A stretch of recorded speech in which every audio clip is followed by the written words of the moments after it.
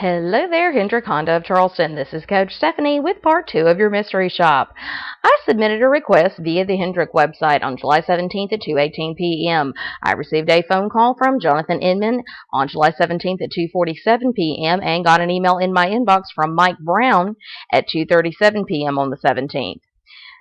Be sure that you call the customer within less than 15 minutes, Jonathan, and then once you speak to the customer, you should send them a personalized email after you hang up with the customer within less than 15 minutes.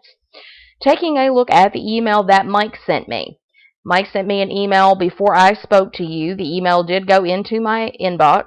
It is free of spelling and grammatical errors. It does have a complete signature file with a link back to your website as well as a link to your email address.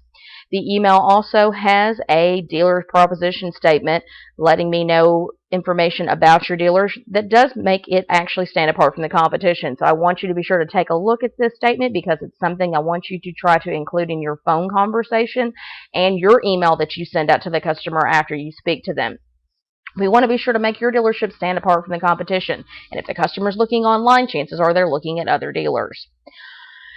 Be sure that when you send an email out before speaking to the customer that you let the customer know that you will call them if you don't hear back from them. There actually is no mention of that. And be sure that you're very careful here with your verbiage because this email is from Mike Brown and it says your next step is to call me or my internet sales manager, Mike Brown. Well, you are Mike Brown.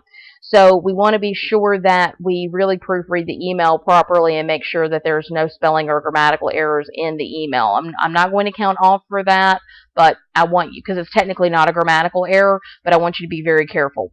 Also, be sure that you give the customer information about the vehicle that they had inquired on, and you did that, so nice job there. You also included additional vehicles for me to look at as well as giving me pricing and a link back to your website so I can look at multi-option price quotes on different vehicles. So nice job. Also, you let me know that the vehicle was available, and the email also lets me know that the vehicle doesn't have the photos at the moment, which was answering the question that I had, and you let me know you would get photos to me when they came. So great job there. Taking a look here, let's talk about what you should have sent the customer.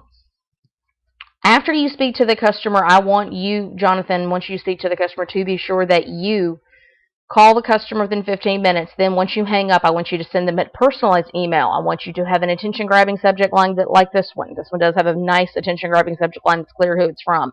I want you to be sure you thank the customer for their time on the phone. I want you to include next steps. You want to be sure you schedule some type of an appointment and then remind the customer of that appointment in your email.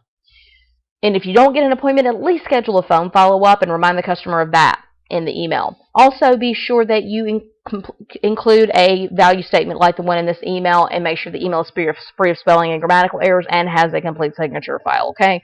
So just remember, it's all about timing.